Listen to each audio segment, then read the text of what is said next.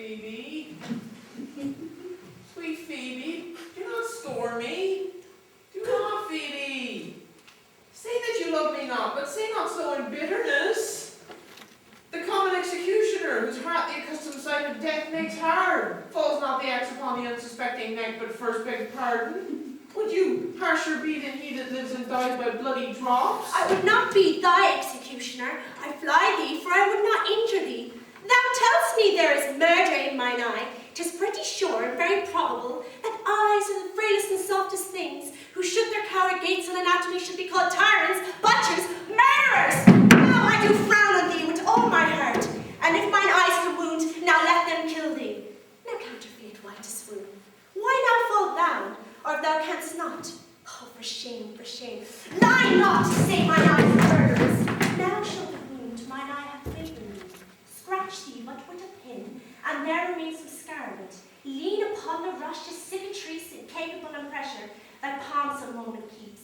But now mine eyes, which I have darted at thee, hurt thee not, nor I'm sure there is no force in eyes that can do hurt.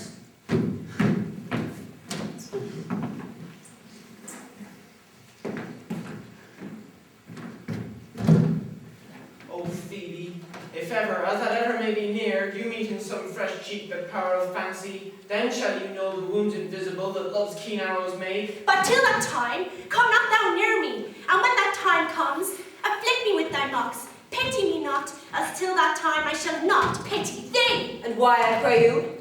Who might be your mother that you insult, exalt, and all at once over the wretched? What, though you have no beauty? By my faith I see no more in you than without candle may go dark to bed. Must you be therefore proud and pitiless? What means this? Why look'st you so upon me? I see no more in you than in the ordinary of nature's sail work. Odds my little life. I think she means to tangle my eyes too. No, faith-proud mistress, think not of it. 'Tis not your inky brows, your black silk hair, your bugle eyeballs, nor your cheek of cream that can attain your spirits to my worship. You foolish shepherd. Wherefore you follow her like foggy sound, puffing with wind and rain? You are 1,000 times a proper man and she a woman. Oh, 'tis such fools as you that make the world full of such ill-favoured children. 'Tis not her glass, but you that flatters her, and out of it she sees herself more proper than any of her lineaments can show her. But mistress, know yourself. Down on your knees and thank heaven, fasting for a good man's love. For I must tell you, friendly in your ear, sell when you can. You are not for all markets. Cry the man mercy, love him, take his offer. Foul is most foul, being foul to be a scoffer. Take him to thee, shepherd, fare you well. Sweet youth, I pray you, chide a year together. I'd rather have you chide than this man will. He's fallen in love with your foulness. She fall in love with my anger. If it be so, as fast as she answers thee with frowning looks, I'll sauce her with bitter words. Why look you so upon me? For no ill will I bear you. I pray you do not fall in love with me, for I am falser than vows made in wine. Besides, I like you not. If you will know, my house is at the tuft of olives here hard by. Shepherd, ply her hard, and shepherdess, look on him better, and be not proud. From all the world can see, none could be so abused in sight as he. Dead shepherd, now I find thy soft mind. Whoever loved, loved not at first sight. Sweet Phoebe. Ah, what sayest thou, Silvius? Sweet Phoebe, pity me. Why, I am sorry for thee, gentle Silvius. If you do, wherever sorrow is, relief is also. If you do sorrow at my grief and love, by giving love, your sorrow and my grief are both exterminate. Thou hast my love, it's not thy neighbourly. I would have you. I have her covetousness, Silvius. The time is that I hated thee, and yet it is not that I bear thee love, but which was irksome to me, I will endure.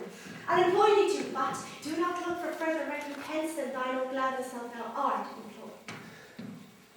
So holy and so perfect is my love, and I in such a poverty of grace, that I should think it a most plenteous bounty to glean a few meagre grains after the man who the main harvest reaps. Loose now and then a scattered smile, and that I'll live upon. Knowest thou the youth that spoke to me a while? Not very well, but I have seen him oft in the village, and he hath bought the house that the grounds and the old Carlet was master of. Think not I love him, though I ask him. 'Tis but a peevish boy, yet he talks well. But walk your eye for words. Your words do well when he that speaks in places those that hear. It isn't pretty, not very pretty, but sure he's proud, and yet his pride becomes him.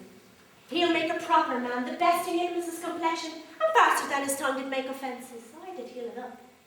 There was a pretty redness in his lip, a little riper and more lusty red than thou mixed in his cheek. 'Twas just a difference between the constant red and mingled mask. There be some women, Silvius, had they marked him past as I did, would have gone near to fall in love with him. But for my part, I love him not, nor hate him not. And yet I've more cause to hate him than to love him.